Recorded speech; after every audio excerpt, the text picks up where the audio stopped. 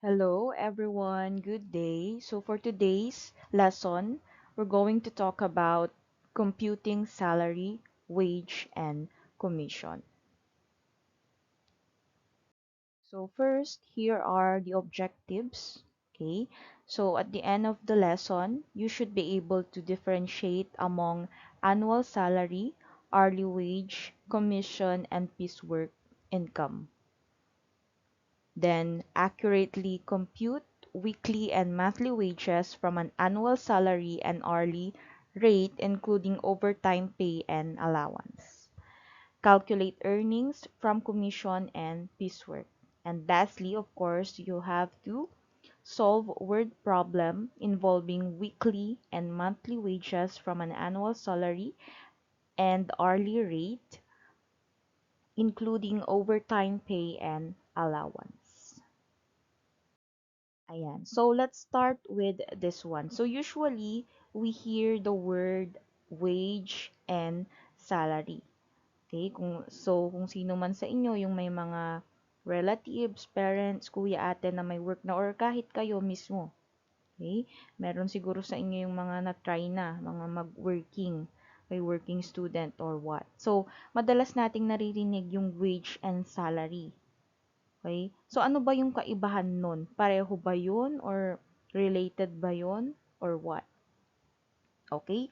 So, um, wage is the remuneration or earnings, however designated capable of being expressed in terms of money, whether fixed or ascertained on a time, task, piece, or commission basis, which is payable by an employer to an employee under a written or unwritten contract of employment for work done or to be done or for services rendered or to be rendered.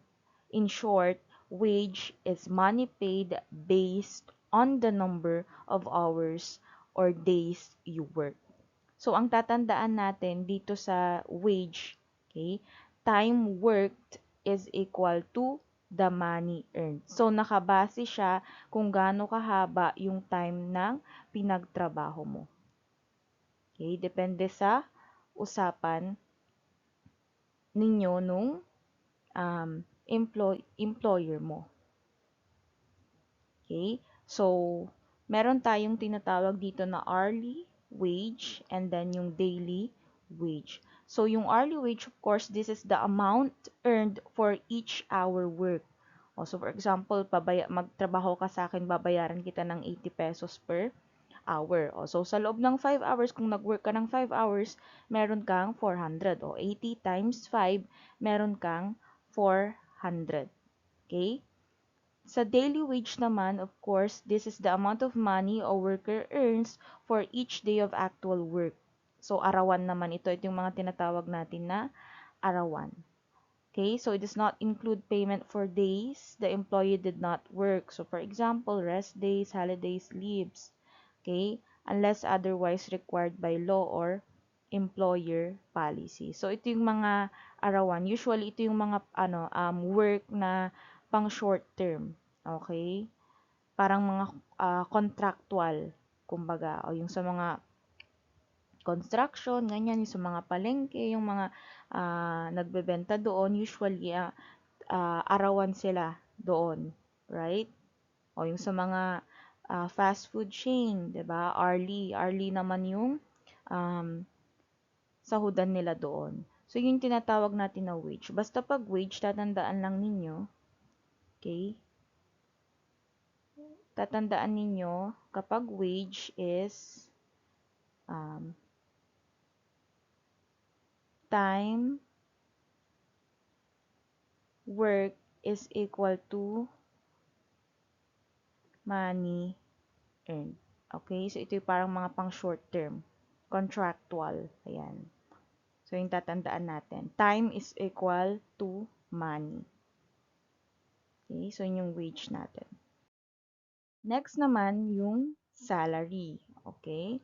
So, kung yung wage, okay, pang anong tawag dito? Parang pang short term siya. Yung salary naman, ito, salary refers to a fixed regular wage, typically paid monthly, semi-monthly, or weekly, especially for professional, managerial, or administrative positions. Okay? So, pag sinabi nating salary, it is a fixed amount of money. Okay, fixed amount received regularly regardless of the number of hours worked each day. So, tatandaan natin pag sinabi nating salary, okay, fixed amount. Okay, fixed siya. Fixed every month or depende, every week, depende sa pinag-usapan ninyo ng employer. Okay? So, ito yung mga pang long term. Okay, yung parang mga professional work, kumbaga, parang kami as a teacher, tinatawag namin yung sweldo namin as salary. Meron siyang fixed amount. So, every month, okay, fix yung nare-receive namin. Regardless kung merong holiday, okay, or, ayan, may mga suspension ng klase, okay, same yung amount na nare-receive namin every month. Okay? So, we have this what we call annual salary. Of course, annual from the uh, term itself, annual, okay? That it is the total amount of money a person earns in 1 year. Okay? Pag sinabi nating annual or annually, of course, yearly yung tatandaan natin. Okay? Usually from a fixed monthly salary. Okay? Then, monthly salary naman, okay, monthly, fixed amount an employee earns every month. Okay? So, paano kinukompute yung monthly salary given yung annual salary? Of course, annual salary divided by 12 months. Kasi ilang months ang meron tayo sa isang taon? We have 12. Okay? So, for example, tinanong sa problem kung ilan yung monthly niya at ang given ay annual salary niya. For example, 24,000 yung annual salary na nakalagay. I-divide nyo yun sa 12 months. Okay? So, yun yung magiging monthly salary natin. Okay? And then, kapag tinanong naman yung daily wage o yung arawan, okay, ng isang tao, given yung monthly salary, okay, of course, you have to, what? Usually, you have to multiply it by 24 days. Okay? So, hindi kasama doon yung Sundays. Kumbaga. Okay? Depende dun sa number of days. Kasi 'di ba iba-iba yung sa number of days natin. Pero typically, okay, 24 yung um, ano tawag dito, parang common, okay? So, 24 days. Yan yung magiging formula natin when we have to get the monthly salary, okay, given the daily wage or yung arawan, okay? So, later on, we'll be having examples naman for that, okay? Next is semi-monthly, semi-monthly, okay? So, semi-monthly salary is the amount of money earned by a person twice a month at intervals not exceeding 16 days. Okay, so this can be computed by dividing monthly salary into 2. Okay, so parang ganito yung sa amin actually. So, sumisweldo kami, okay, or sumasahod kami 15 tapos 30. O usually ganun naman 'di ba? So, usually ganito yung karaniwan, semi-monthly. Sasahod ka ng 15 and 30. Okay, parang yung tinatawag nila na kinsenas katapusan. Okay, so yun yun. Next is weekly salary. This is the income received in a week, of course. So, paano kinukompute yung weekly salary natin? Okay, given yung annual salary, i-divide natin siya sa 52 weeks. Okay? I-divide natin siya sa 52 weeks. Kasi we have 52 weeks sa loob ng isang taon. Okay? And then, kapag given naman yung daily wage natin, paano natin i-compute yung weekly salary? Of course, i-times natin siya sa 6 days. Hindi natin i-include yung Sunday. Okay? So, usually, Monday to Saturday talaga yung kino-compute natin. Kaya rin siya nandito 24 kasi 'di ba how many weeks do we have sa loob ng isang buwan? 'Di ba we have 4. Usually we have 4 weeks. Okay? So 4 weeks. So sa loob ng 4 weeks tapos 6 days 'yun, 24. 4 times 6 is 24. Kaya times natin siya sa 24. So yun yung standard. Ayun pala yung word. Yun yung standard. Okay? Na number of days natin. Okay? When we compute those. So later magbibigay tayo ng examples. Okay? Ayan. So, that's it for salary. Okay? So, ayun yung kaibahan niya ha. So, yun yung kaibahan ng wage and salary. Okay? Pag sinabi nating wage, yun yung nakadepende sa oras or sa haba ng pinagtrabaho mo. Pero pag sinabi naman nating salary, fixed siya. So, same siya. It stays the same every month or every year. Okay? Next, punta naman tayo sa overtime pay. Okay? Pag sinabi nating overtime pay, this is the extra money earned for working beyond the regular working hours. Okay? So, ayun. For example, um, halimbawa, ang work ninyo usually starts at 8 tapos mag-e-end siya ng 5 p.m. Okay? Tapos inas ka ng boss mo to work until 7 p.m. Okay? So since meron kang 2 extra hours, dapat meron kang extra pay na tinatawag. So yun yung tinatawag natin na overtime pay. Okay? So usually rate siya, okay?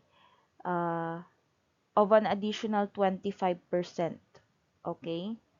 Nagre-rate siya ng 25% sa regular wage. Okay? O paano kinukompute yun? O kunyari, regular mo is 25,000. Okay? I-times mo yun. Kunin mo yung 25% nun. Okay? Then, yun yung magiging, ano mo, yun yung magiging overtime pay mo. Okay? Okay, or per hour, ang laki pala nung nasabi kong 25,000.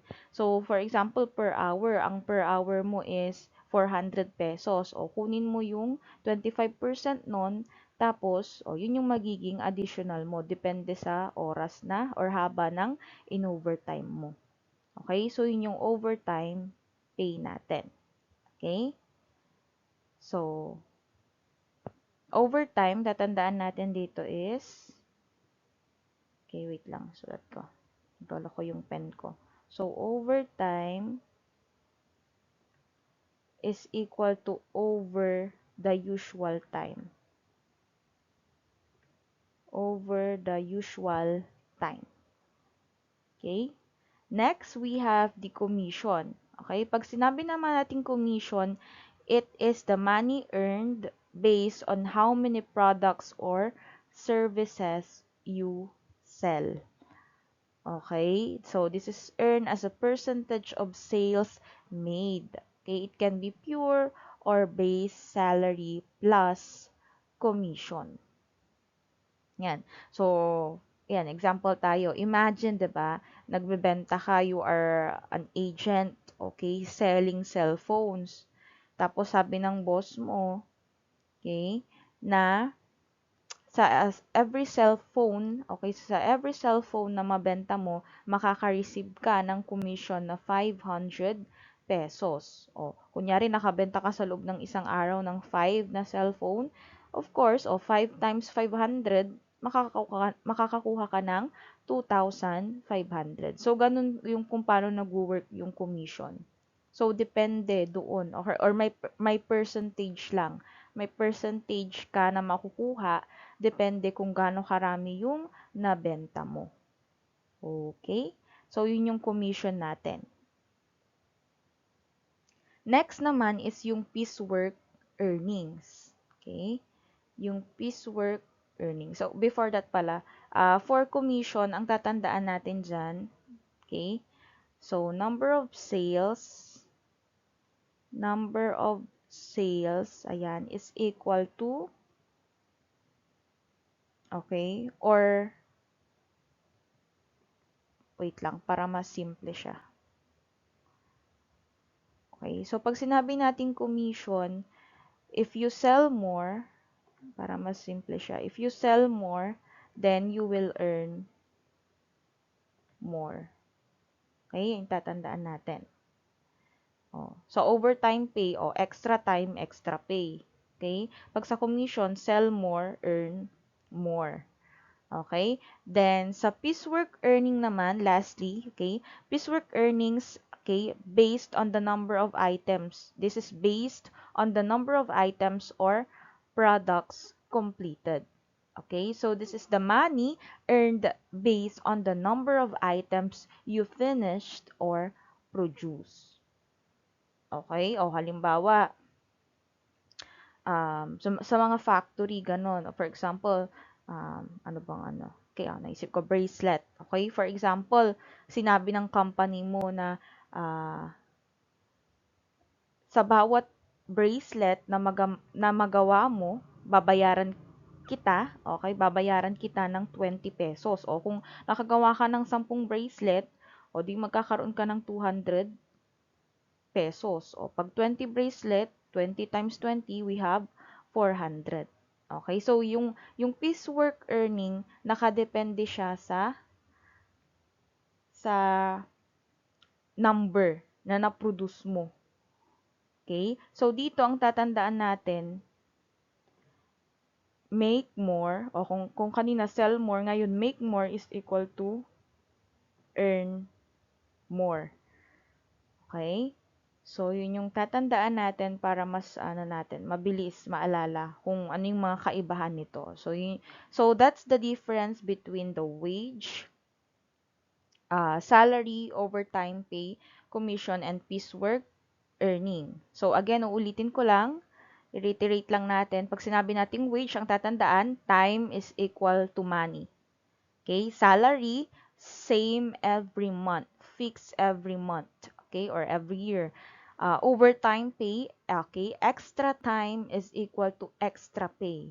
Okay, overtime pay, extra time is equal to extra pay. O, ilagay ko na rin yun dito. Extra time is equal to extra pay. Okay, then for commission naman, okay, pag commission, we have to sell more is equal to earn more. And then for piecework earning, make more is equal to earn more. Okay, yun yung dapat nating tandaan. So, ayan. So, proceed na tayo for the word problem. Ayan. So, nasa exciting part na tayo. Okay? So, first, let's have this one. Computing weekly salary from daily wage. Okay? So, we have here, Maria works as a barista at a local coffee shop in Baguio. She works 8 hours a day, 5 days a week, and earns 60 pesos per hour. So, how much does she earn in a week? So, ang tanong natin dito, okay?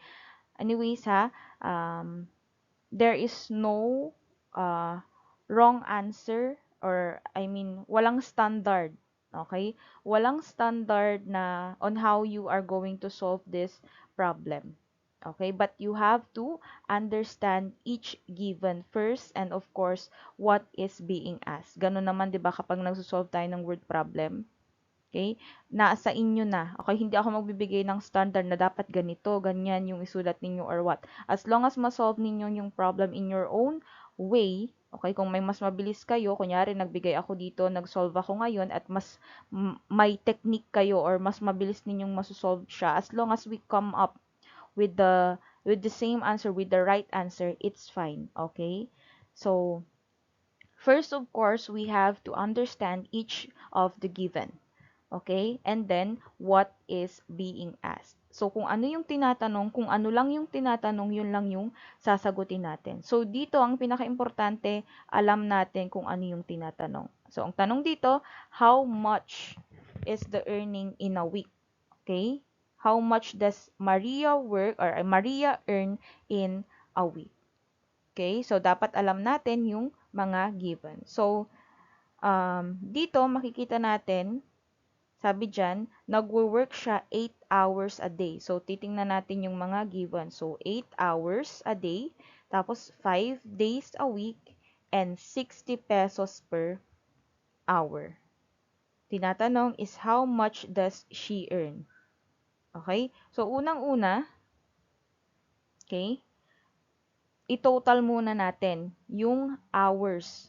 Okay? Kasi ito yung ano, ito i-multiply natin. So, ang mangyayari dyan, yung magiging solution natin dyan, okay? So, hours per day, ilang oras siya nag-work? 8 hours, 'di ba? So, 8 hours, okay? I-multiply natin siya kung ilang araw siya nagwo-work sa loob ng isang linggo. Okay? So, 5 days sabi niya. So, magiging 8 times 5. So, ibig sabihin, 40 hours siya in a week. Okay? So, Maria works 40 hours in a week. Pero hindi pa dyan natatapos kasi nga ang tinatanong ay kung magkano yung sinasahod niya or na-earn niya in a week. So, since nagtatrabaho siya 40 hours in a week and yung arawan niya, or I mean yung per hour niya is 60 pesos. So, we have to multiply this one again, 40 hours times 60 pesos. Okay? So, ang magiging final answer natin dyan, 40 times 60 is equal to 2,400. Okay? So, of course, yung sagot natin dyan ay 2,400 pesos. So, Maria earns 2,400 pesos in a week. So, yan yung final answer natin. Again, if may technique kayo or may mas madali kayo no way on how to get the answer, it's fine with me. Okay? Anyways, usually, ang exam naman ninyo ay multiple choice. Okay? So, nakadepende na lang sa amin if you're going to require you to show your solution. Pero, usually, ayan, kung ano yung kung saan kayo nadadalian, you can use calculator. Don't worry. Okay? So, ganun lang siya. Ita-times nyo lang yung mga given. So, 8 times 5 times 60. Oh, so, mag-end up tayo sa 2,400. Okay? Next, let's have this second problem. Okay, so James is a warehouse helper in Manila and is paid 70 pesos per hour for regular hours. Okay, so he worked 45 hours this week. O nag-overtime siya. Okay, beyond 40 hours. So, ang regular hours niya lang dapat is 40 hours. Okay, so is paid at 1.5 times the regular rate. So, what is his total weekly wage? Okay? What is his total weekly wage? So, dapat, of course, alam nating mag-identify ng mga givens. Okay? So, ilista muna natin lahat para mas madali, para mas organize siya dito. Okay? Regular hours, so 40. So, usually, yung work niya lang talaga is 40 hours. Pero, nag-overtime siya. So, ilalagay natin dito yung overtime niya. So, nag-work siya ng 45 hours this week. So, 45 minus 40. So, yung overtime niya ay 5 hours. Sulat lang natin. O, intindihin nyo na lang yung sulat ko. Okay? Medyo nahirapan ako magsulat. Okay, so, overtime niya is 5 hours. Okay? So, sabi dyan, yung regular pay niya daw is 70 pesos. O, ilan ba yung regular hours niya? So, regular pay is equal to, ayan, 40 hours yung regular working hours niya, ita-times natin sa 70 pesos. So, regular pay niya is 2,800 pesos. Okay? Yan yung ating regular pay. Ngayon, meron siyang overtime na 5 hours. Okay? So, yung overtime rate niya, ang sabi doon ay 1.5 times the regular rate. So, ibig sabihin, okay, yung overtime rate niya, 'di ba, yung regular niya kasi na sahod per hour is 70 pesos. Ita-times lang natin siya. Sabi diyan kasi 1.5. I-times niyo siya sa 1.5. So, ang makukuha nating answer diyan, 70 times 1.5 is 105 pesos. Ibig sabihin, yung 105 pesos na yan, yan yung bayad sa kanya every hour ng pag-overtime niya. Okay? So, since meron siyang 5 hours na overtime, yung overtime pay niya ay magiging 5 times, ilan yung rate niya? Per overtime, we have 105. So, 5 times 105 is equal to 525 pesos. Okay? Pero hindi pa dyan nagtatapos kasi ano ba yung tinatanong natin? Total weekly wage. Okay? So, i-compute natin yung 40 hours niya na regular pay for that week at saka yung 5 hours niya na overtime. So, ang kukunin natin ay ito at ito. So, we have to add that. Okay? So, yung total wage niya is equal to 2,800 plus 525, which is equal to 3,325. So, yan na yung magiging final answer natin. So, James, okay, James's total weekly wage, okay, is 3,325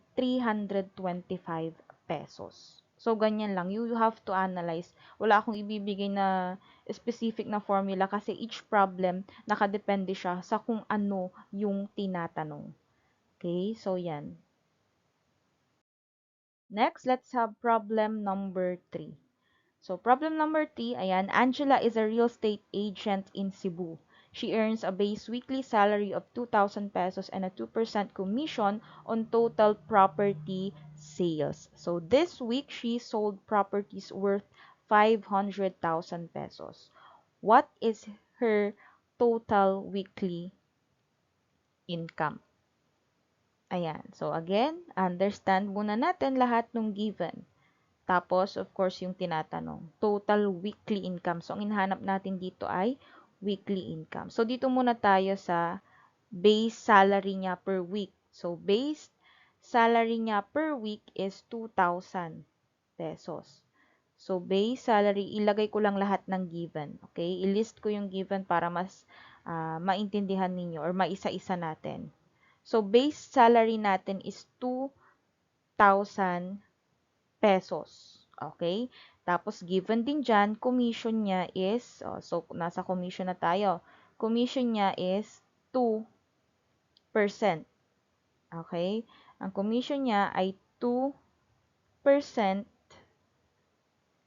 Okay? So, 2%. Kung nakabenta siya ng worth 500,000, so, kukunin natin yung 2% ng 500,000. Okay? So, sa every ano niya daw, sa every benta niya, meron siyang 2%. Okay? Doon sa total na sales niya, meron siyang 2%. So, since nakabenta siya ng 500,000 pesos, worth 500,000 pesos, kukunin natin yung 2% niyan. So, ang 2% of 500,000 pesos, okay, is equal to 10,000. So, paano kinukompute yan? I-multiply lang ninyo. 2% times 500,000 or kung manually nyo siya gagawin, i-convert nyo muna yung 2% para hindi kayo mahirapan naman, 'di ba? I-convert nyo muna yung 2% into decimal. So, pag kino-convert yan, move lang ng 2 decimal places to the left. Okay? O, to the left, 'di ba? O, pakita ko lang sa inyo, 2%. Pag ganyan, mag-move kayo ng 2 decimal places. 1, 2. O, so, yun na yung magiging decimal natin. So, 500,000 times 0.02. Okay? Imumultiply nyo lang siya. Ang makukuha ninyo dyan ay 10,000 pesos. So, yan yung commission niya. Okay? Pero, hindi yan yung tinatanong. Ang tinatanong is yung total weekly income niya. Okay? So, paano makuha yung total weekly income niya? Of course, i-add lang natin. Okay? I-add lang natin yung base salary niya. Okay? So, yung base salary na yan, makabenta man siya or hindi, meron siyang 2,000. Tapos, i-add lang natin yung kanyang commission. So, ibig sabihin, yung total income niya ay 2,000 pesos plus 10,000, which is equal to 12, 12,000 pesos. So, yan na yung total weekly income ni Angela. Okay? Again, walang tama or maling way or standard on how to solve this one. Okay? Kayo ang bahala kung ano yung technique na mas mapapabilis kayo as long as mag-end up tayo sa same or sa correct answer. Okay? So, that's for problem 3. Okay, dito naman. So, for problem 4, so Lito is a jeans sewer in a small factory in Taytay, Taytay Rizal. So, he is paid 25 pesos per pair of jeans soon. So, he completed 150 pairs this week. If he receives a 300 pesos weekly allowance for transportation, how much is his total income? Okay? So, ito naman, piecework siya. 'Di ba? Piecework earning. So, nakadepende yung bayad niya sa kung ilang jeans yung magagawa niya. Okay? So, ilista lang natin yung mga given. So, payment natin, unahin natin yung payment per piece, i-identify. So, ilan ba yung bayad niya per piece ng jean na magagawa niya? Okay, we have 25 pesos. Okay? And ilan yung nagawa niya? Okay? Ilan yung nagawa niya? Number of jeans na natapos niya, natahi niya, we have 150 pairs. Okay? So, ilan yung total niya? Piecework. Piecework earnings niya. So, imumultiply lang natin yon. So, usually, multiply lang tayo dito sa computation natin. So, piecework natin is 25 pesos times 150. Okay, which is equal to 3,750. Okay? Then, nasabi din dyan, meron siyang 300 pesos allowance. Okay, for transportation. So, ilagay lang natin muna, since yun lang naman yung given, allowance. Okay? Ang tinatanong, how much is his total weekly income? Okay? So, though nakasabi dyan na allowance, pero part pa rin yun ng binibigay sa kanya. So, ibig sabihin, yung total weekly income niya,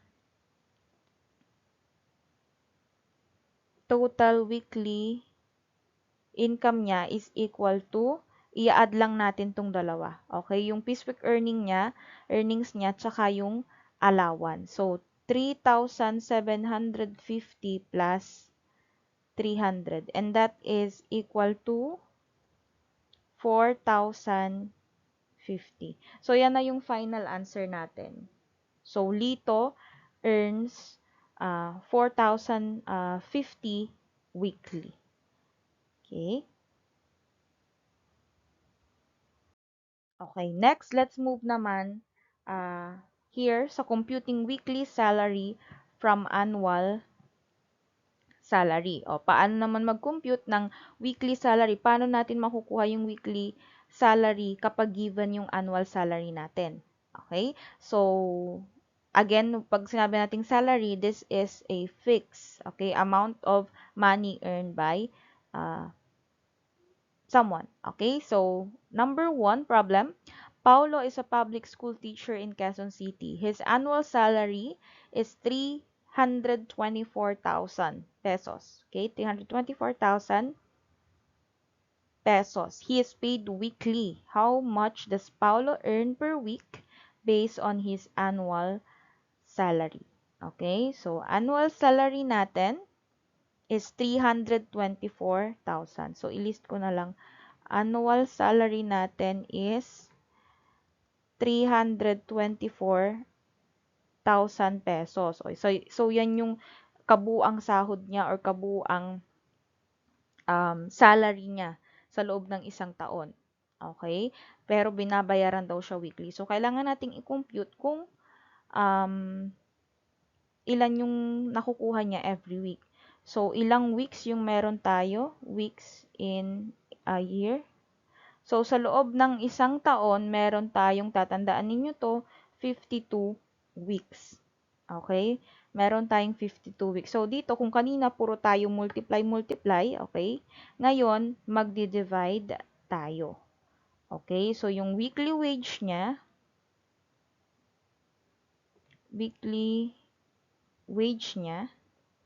okay, ito naging wage na siya ha. Okay?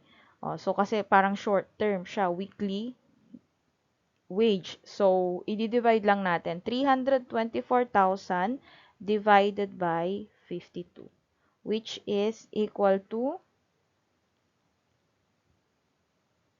6,230.77. Okay? So, yan na yung kanyang weekly na natatanggap. So, Paulo earns 6,230.77 pesos per week. Okay? So, nag-divide lang tayo. Ganun lang siya ka-simple. Okay? Next, number 2. Lani is a nurse in a private hospital in Cebu City with an annual salary of 420,000 pesos. So, she works 40 hours per week. But this week, she worked 5 extra hours. So, overtime is paid at 1.25 times her regular hourly rate. So, what is Lani's total weekly pay this week, including yung kanyang overtime? Okay? So, i-list ulit natin yung mga given para mas madali ninyong maintindihan. Okay? So, weekly base pay. So, ayan, weekly base pay natin is need natin, paano makukuha yung sa weekly niya? I-divide lang natin yung 420,000. Shortcut ko na, hindi ko na lista. So, annual salary niya, 420,000. We have to divide it by ilan bang weeks yung meron tayo. So, loob ng isang taon, 52. Okay? So, yung weekly base pay niya, anong sagot natin dito? Ay 420,000 divided by 52. So, makukuha natin dyan. Okay? Pwede kayong mag-calculator ha while watching this. So, 8,076.92 pesos. Yan na yung magiging, again, weekly base pay niya. Okay? So, yung regular niya na hours, okay, regular weekly hours. Yung regular weekly hours niya ay 40 hours. Okay? So, paano natin makukuha yung hourly rate niya? Kailangan natin kunin. Okay? So, hourly rate, ilan yung ilan yung binabayad sa kanya per hour. So, yung hourly rate natin is, of course, kunin natin yung weekly base niya. Okay? Weekly base pay niya, which is yung 8,076.92. Tapos, i-divide natin siya kung ilan ba yung regular na weekly hours niya ng pagtatrabaho, which is 40. So, that is equal to 201, okay, 0.92. So, 8,076.92 divided by 40, that is equal to 201.92 pesos. Okay? So, yan yung kanyang rate, yan yung kanyang regular rate per hour. Okay? Ngayon, may sinabi dyan, nag-work daw siya ng 5 extra hours. At yung overtime pay na, overtime niya yun ha, overtime niya yung 5 hours. So, yung iba yung bayad nun, which is yung 1.25 times yung regular niya. So, i-multiply natin. Okay? So, overtime rate niya is equal to 201.92 times 1.25, which is equal to 252.40. Oh, so ito na yung kanyang overtime rate. Ibig sabihin, yung per hour niya kapag nag-overtime siya, ang binabayad na sa kanya ay 252.40. Oh, so makukompute na natin yung magiging overtime pay niya. Overtime pay is equal to 252.40 times ilang oras siya nag-overtime? 5 hours, which is mag-i-equal yan sa 1,262 pesos. Ayan, hindi ko na ilalagay. 1,262 pesos. Okay? Pero ang tinatanong again ay yung total weekly pay niya. Okay, yung total na sasahurin niya that week, including yung overtime. So, yung total weekly niya, okay, so yung total weekly wage niya ay need nating i-add ang, alin? Need nating i-add ito, yan yung weekly base pay niya at ito. So, 8,076.92 plus 1,262. So, hindi ito complicated ha. Ang ginagawa lang natin halos minus, plus, times, and divide. So, 8,076.92 plus 1,262 pesos. That is, of course, equal to 9,338.92. So, ito na yung kanyang total weekly pay this week. Okay, 9,338.92 pesos. Next, for the third problem, ganun pa rin, computing weekly salary from annual salary. So, Arnel is a car sales agent in Davao. He earns a base salary of 240,000 pesos per year and gets a 2% commission on sales. So this week he sold cars worth 600,000 pesos. So what is Arnel's total weekly income? Okay, o parang ganito sa kinumpute natin last time, pero this time ang given naman ay yung annual salary niya. Okay, so let's solve step by step or one at a time. I-identify natin yung mga given. So, weekly base salary. So, ganun din sa kanina.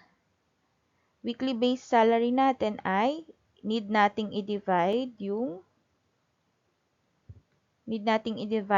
given na annual salary niya. Okay? Or yung salary niya per year divided by how many yung standard natin, standard number of weeks, 52. And that would equal to 4,615.38. Okay? So, 240,000 divided by 52 is 4,615.38. Okay? So, yun yung weekly base niya. Next, commission. Sa commission tayo. So, yung commission naman niya, okay, ay 2%, 'di ba? 2% doon sa total sales niya. Kung benta siya ng worth 600,000, kukunin lang natin yung 2% of 600,000. O, ita-times nyo lang, multiply nyo lang 2% times 600,000 or 0.02 times 600,000. Okay? O, so basic siya ha. 0.02 times 600,000. Ang makukuha natin dyan ay 12,000 pesos. Okay? So, 12,000 pesos. Then, lastly, of course, yung total income natin. Okay? Total income natin per week. Per week ito ha. I-add lang natin yung nakuha natin na weekly base salary at saka yung kanyang commission. Okay, ang laki ng ano niya, no? Commission niya. So, 4,615 615.38 plus 12,000. Okay? That is equal to 16,615.38. So, yan na yung magiging final answer natin. So, therefore, Arnel's total weekly income this week is 16,615.38 pesos. Ayan. Okay, punta naman tayo dito sa next. We have computing monthly salary from daily wage. So, dito, given yung daily wage natin or yung arawan natin, kasi compute natin or we need to compute the monthly salary. Okay, so for problem 1, ayan, Liza works as a cashier in a sari-sari store in Iloilo and earns 500 pesos per day. She works 6 days a week. And in 1 month, she worked 24 days. So, how much is Lisa's monthly wage? Okay, so i-list lang ulit natin. Ayan. Daily wage niya, again, is 500 pesos. Okay, so daily wage niya is 500 pesos. Then, days niya na pinag-work, okay, ilang araw siya nag-work daw, okay? So, sa loob ng isang buwan, nagwo-work siya ng 24 days. Okay? O, 'di ba? So, ibig sabihin, usually Monday to Saturday siya kasi 6 days a week, oh. Sabi niya, nagwo-work siya 6 days a week. So, 24 days in total. So, para makuha yung monthly wage niya, okay? Monthly wage niya, we have to multiply lang. 500 pesos times 24. And that is equal to 12,000 pesos. Okay? So, yun na yung sagot natin. So, Liza earns 12,000 per month. Okay? So, 12,000 pesos. Next, problem number 2. We have here, Ramon is a utility worker in a public school in Cavite and is paid 570 pesos per day. So, 1 month, he worked 22 regular days and had 5 hours of overtime. His regular work hours are 8 hours per day and overtime is paid at 125% at the hourly rate. So, what is Ramon's total wage for the month? Okay? So, in here, ayan, i-list muna natin, okay? Regular monthly wage niya. Lagay ko dito. Regular monthly wage. So, ilan ba yung magiging regular monthly wage niya? O, given 570 daw per day. Then, meron siyang 22 na regular days na pagtatrabaho. So, imumultiply nyo lang yun. Yun yung monthly niya. So, 570 pesos times 22. And that is equal to 12,000, okay, 540 pesos. Okay? So, 12,540 pesos. Then, yung regular hourly rate naman niya, we need to get the regular hourly rate para wait. Regular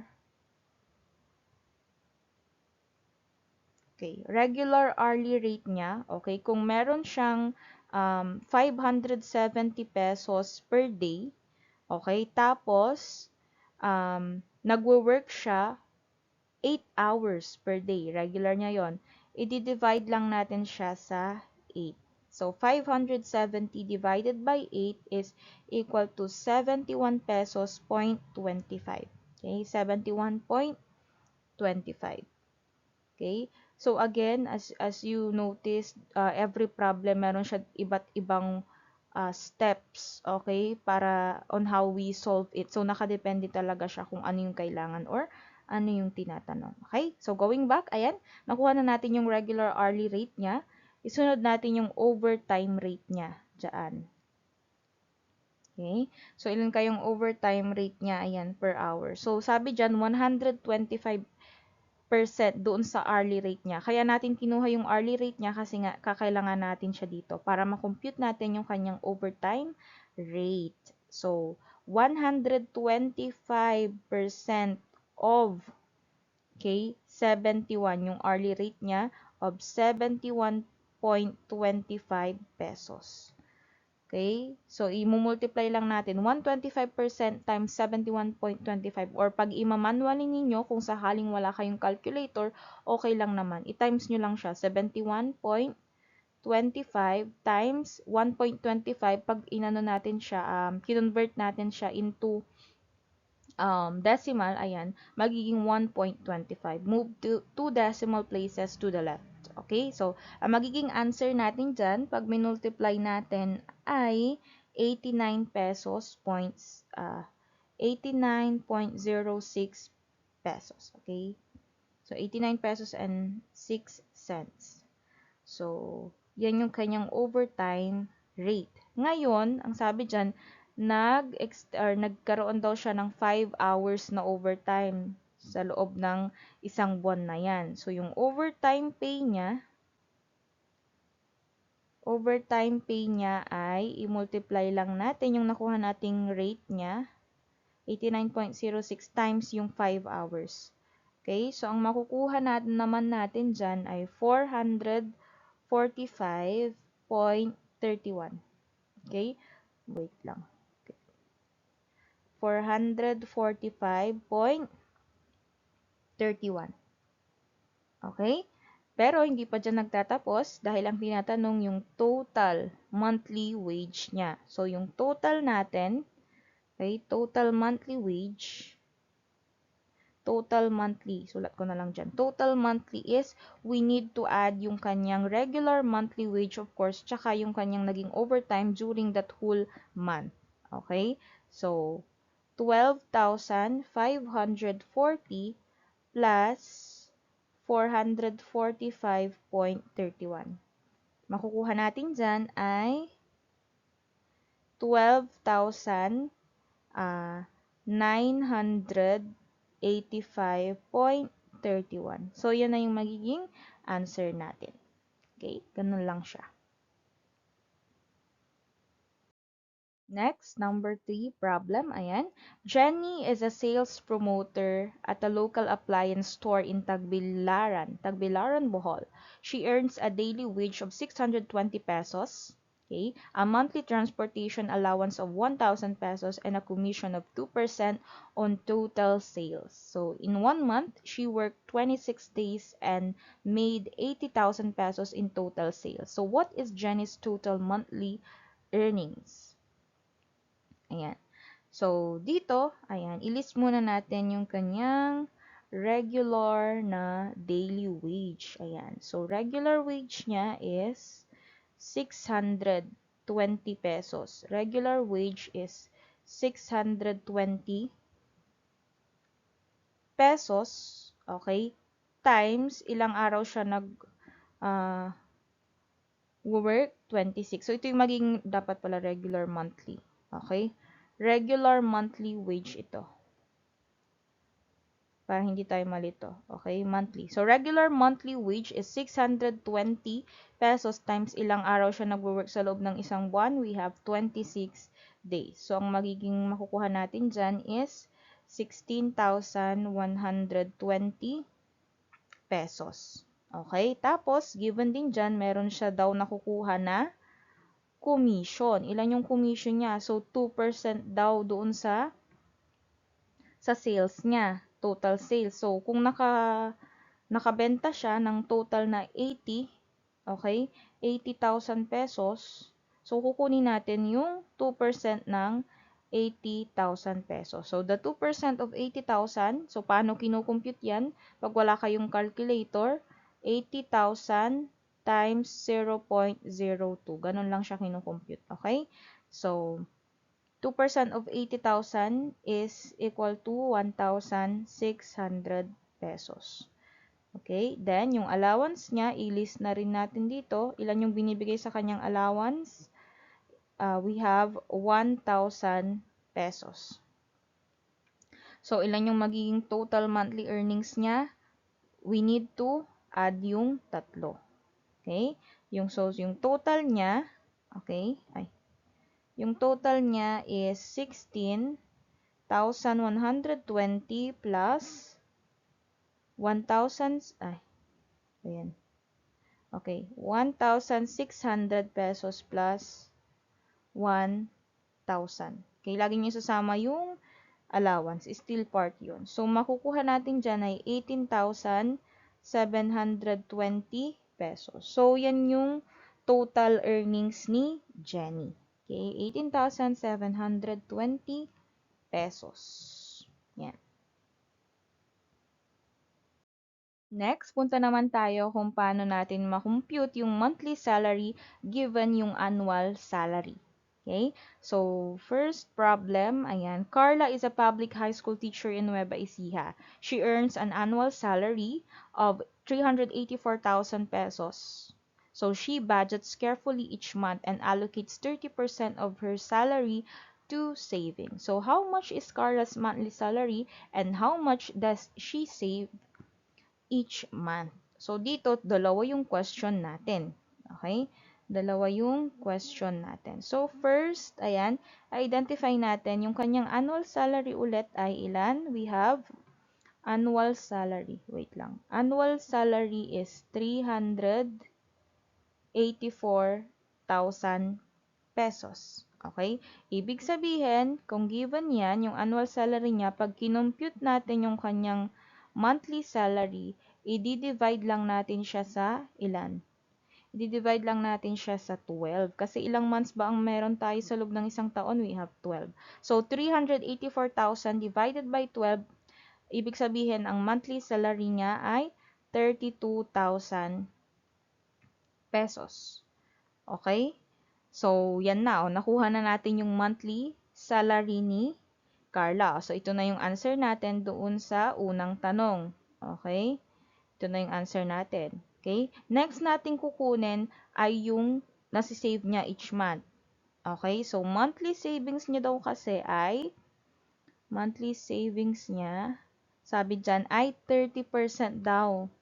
Okay? Nung kanyang monthly salary. So, ibig sabihin, kukunin natin, wait lang. Kukunin natin yung 30%. 30% of 32,000 pesos. Okay, i-multiply lang natin 32,000 times 0.0 or 0.30. Okay, so paano kino-compute 'yon? 32,000 times 0.30. Okay, so ganyan lang siya kung paano siya i-compute. So ang makukuha naman natin diyan ay 9,600 pesos. So, ibig sabihin, yun na yung answer. O, ganun lang siya kasimple. So, ito yung dalawang hinahanap natin. So, Carla has 32,000 pesos monthly salary and save 9,600 pesos each month. Okay? So, yun ang answer natin. Ganun lang siya ka-simple. Next problem, we have here, ayan, Marco works as a technician in a manufacturing plant in Laguna. He has a monthly base salary of 20,000 pesos. He often works overtime. For 1 month, he worked 12 hours of overtime. So overtime is paid 125% of the regular hourly rate. So his regular work hours are 8 hours per day for 22 working days. So ang tanong natin, what is Marco's total pay for the month including his overtime? Okay? So, ayan, intindihin natin siya. So, unang step na gagawin natin dito, of course, okay, we need to calculate yung regular hourly rate niya. Okay? So, since given yung monthly salary, okay, monthly salary, parang paliliitin natin siya ng paliliitin. Ayan. So, given yung kanyang monthly salary, we have to calculate the regular hourly rate. So, monthly salary niya, bilang medyo mahaba. Yung monthly salary niya ay 20,000 pesos, 'di ba? So, given siya, ayan, 20,000 pesos. So, yung monthly hours niya naman is, o ilang oras siya nagtatrabaho sa loob ng isang buwan. So, 8 hours a day daw for 22 days. So, 8 hours per day daw times, ita-times natin siya kung ilang days. Ayan, 22 working days. So, 22 days. So, ilan yung magiging total nun? We have 176 hours. Okay?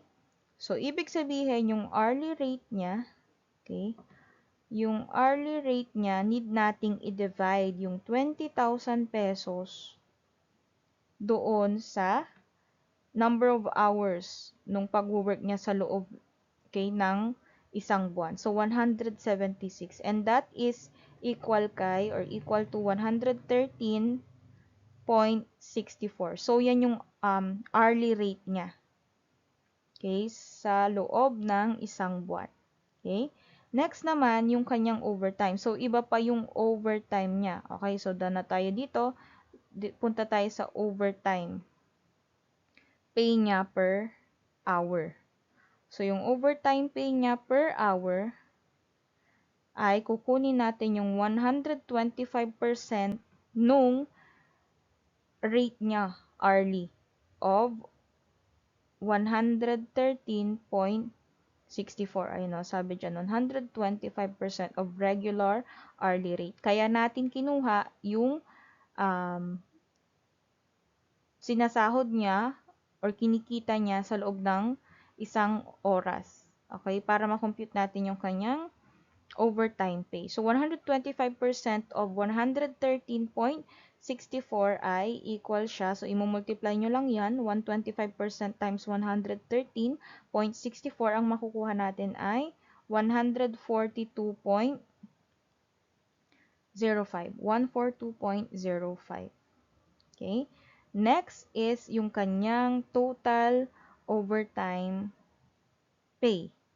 Okay, ito per hour to ha. Overtime pay, palitan ko baka malito tayo. Overtime pay per hour, para mas specific siya. Overtime pay per hour. Okay?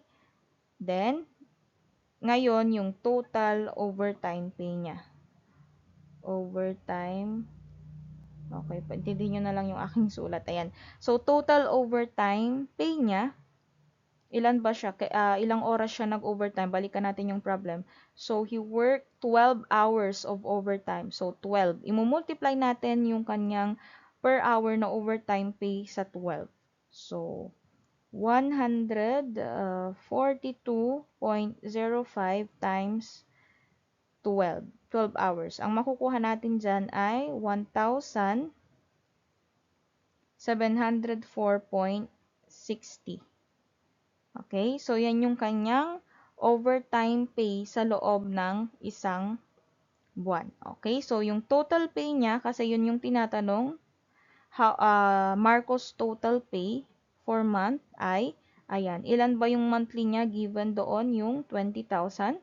So, i-add lang natin 20,000 pesos plus yung kanyang total overtime. So, 1,704.60. So, that is equal to 21,704.60. Ayan. So, yan na yung total monthly ni Marco. Okay, the total monthly pay of Marco for this, ayan, for this month is 21,704.60 pesos. Yan. Next, for the last problem, we have here, Eliza is a freelance insurance agent in Quezon City. She earns 10% commission on every policy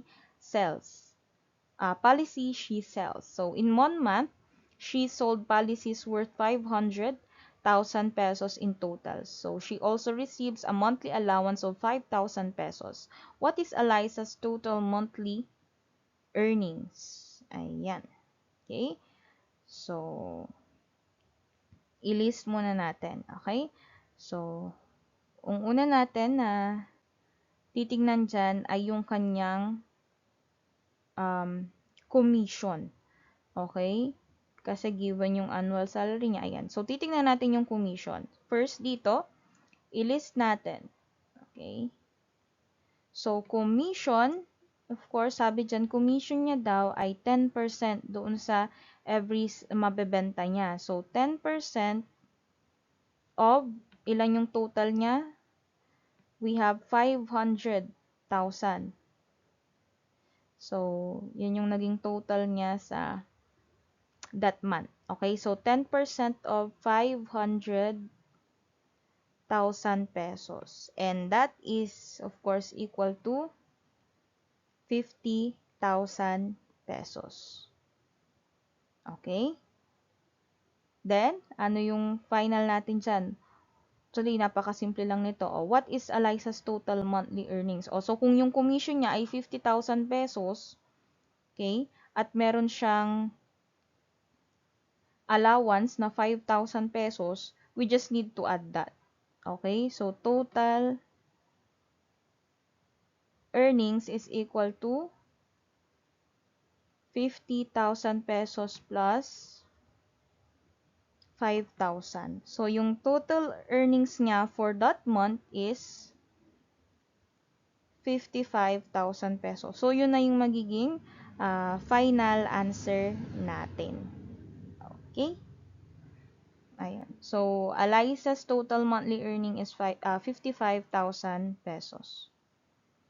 Okay?